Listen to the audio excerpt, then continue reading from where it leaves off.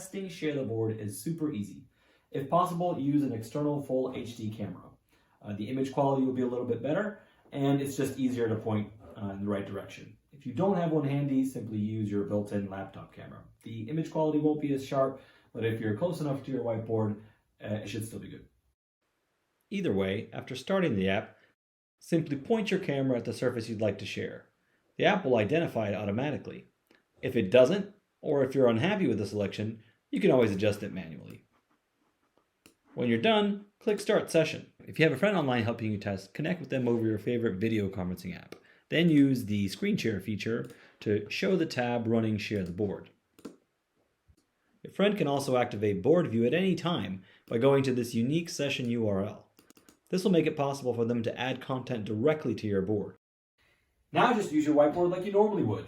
If you'd like to see how your remote colleagues view your board or to see their content contributions, simply look back at your screen.